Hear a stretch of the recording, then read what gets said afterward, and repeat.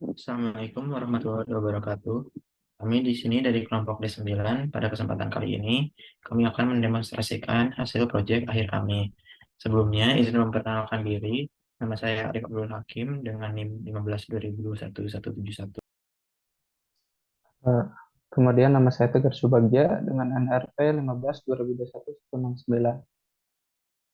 Saya Muhammad Farhan dengan NRP 15 2021 176. Oke, selanjutnya langsung ke penjelasan coding yang akan dijelaskan oleh Tegar Subagja.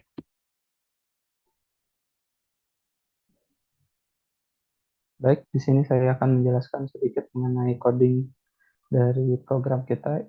Pertama, di sini ada dua trigger yang digunakan, yaitu load image dan take image. Dia digunakan untuk input citra. Kemudian di atasnya juga ada load GUI, itu untuk memanggil GUI yang akan digunakan. Kemudian di fungsi open kamera, gunanya untuk input kamera, input citra secara real time. Pertama kita menentukan kamera yang akan digunakan. Di sini kita menggunakan kamera eksternal sehingga kita memberikan indeks 1. Kemudian dia ada looping untuk melakukan pengambilan gambar dan menampilkannya di layar untuk menjadi acuan user dalam pengambilan citra. User dapat keluar dengan dua cara. Pertama, melalui penekanan tombol escape dengan kode 27 atau menekan tombol take image sehingga nilai save open akan menjadi false.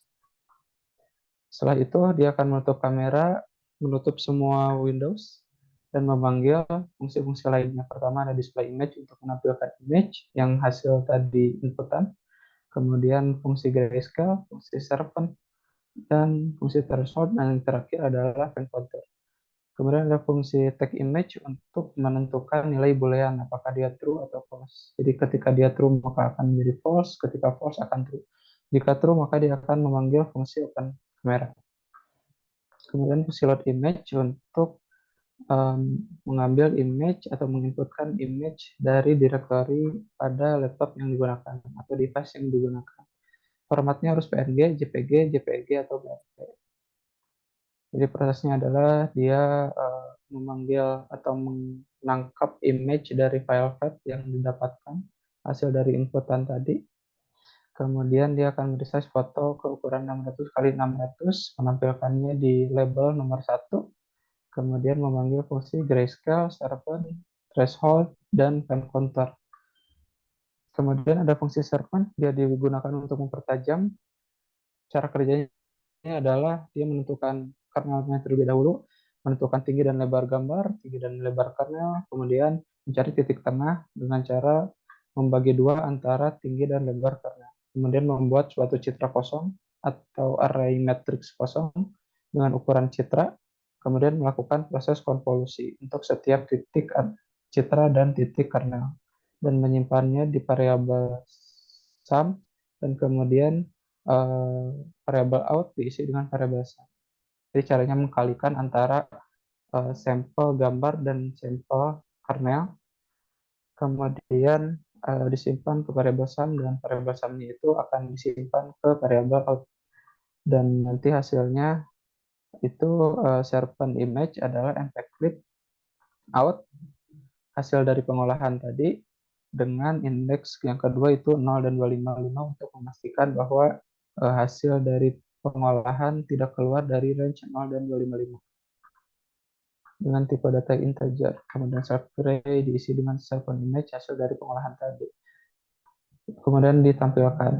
Kemudian di sini ada grayscale. Proses grayscale dimulai dengan menentukan tinggi dan lebar gambar, kemudian membuat suatu gambar kosong atau array metrik kosong yang nantinya diisi dengan nilai-nilai baru hasil dari pengolahan grayscale. Di sini merupakan looping untuk setiap titik gambar, di mana RGB akan dikalikan dengan nilai-nilai tertentu, 0,299 untuk blue, dan 0,587 untuk green, dan 0,114 untuk red. Kemudian 0 dan 255 ini adalah clipping untuk memastikan nilainya berada pada range 0 sampai 255. Kemudian soft gray diisi dengan gray, masuk ke threshold. Di sini pada fungsi ini kita menentukan nilai ambang batas 180, kemudian menentukan tinggi dan lebar dari citra grayscale, kemudian threshold dia untuk membuat suatu citra kosong atau array metrik kosong, kemudian for di mana setiap titik pada gambar akan diambil sampelnya kemudian dibandingkan dengan threshold. Jika hasil sampel itu lebih kecil dari threshold, maka dia akan diberi nilai baru, yaitu B sama dengan 0. Jika tidak, maka B sama dengan 255 atau nilai sampel lebih besar dari threshold. Kemudian self trace sama dengan trace atau variable trace diisi dengan nilai trace atau gambar hasil threshold tadi supaya dapat digunakan oleh fungsi lainnya. Di fun contour kita akan menggambar kontur dari citra hasil threshold tadi atau citra biner. Pertama menentukan konturnya menggunakan CP2 fine contour. Kemudian kita membuat array kosong seperti biasa, kemudian variabel baru untuk isi dari QR code hasil dari pendeteksian nanti. Kemudian looping untuk menggambar kontur, kemudian rect min area ini digunakan untuk menggambar kotak pada kontur. Kemudian jika rect-nya ini lebar dan tingginya lebih dari 50, maka dia akan digambar konturnya dan masuk ke proses untuk deteksi QR code menggunakan fungsi di CP2 yaitu QR code detector. Jadi jika dia kemudian masuk conditional statement di mana jika terdeteksi suatu QR dan decode-nya tidak memiliki nilai yang sama dengan hasil pembacaan yang baru, maka decode text akan ditambahkan ke variabel decode text. Kemudian hasilnya ditampilkan di label dengan indeks keempat. Kemudian selanjutnya akan dijelaskan oleh Philip mengenai UI. Oke, mungkin itu gambaran singkat untuk penjelasan codingnya dari Tegar. Oke, selanjutnya di sini terdapat GUI-nya atau GUI-nya. Jadi GUI ini digunakan untuk sebagai jembatan untuk berinteraksi antara si user dengan si programnya melalui elemen visual seperti tombol, kotak teks, dan gambarnya. Nah, di sini terdapat dua tombol, yaitu tombol untuk meload citra sama ngetiknya. Ketika load citra diklik, maka akan memanggil fungsi dari def load image-nya. Dan ketika tag image-nya diklik akan memanggil untuk si fungsi def open kamera-nya. Untuk pendemonstrasiannya selanjutnya akan dilanjutkan oleh Muhammad Farhan.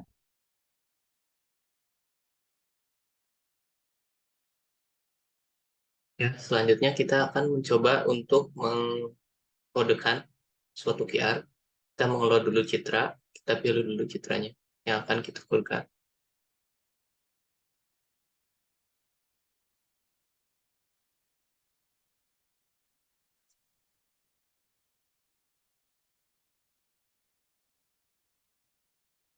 Nah, di sini akan muncul hasil dari citra asli, citra yang sudah di grayscale, dan yang dibinerkan. Lalu di sini juga ada pengkodean di kode yang teks, yang nantinya kalau misalnya kita membuka ini, akan dialihkan ke QR code-nya. Selanjutnya kita akan mencoba mengambil secara real time untuk penyekian QR-nya.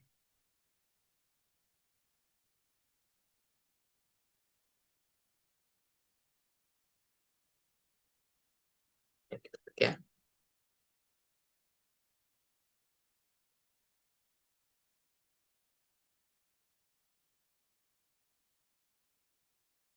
Nah, di sini dapat dilakukan ya di decode-nya dengan untuk si QR dari line tersebut. Begitu dari saya. Dilanjutkan pada Ali.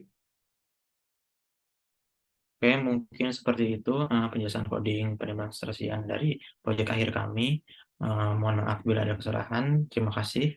Wassalamualaikum warahmatullahi wabarakatuh.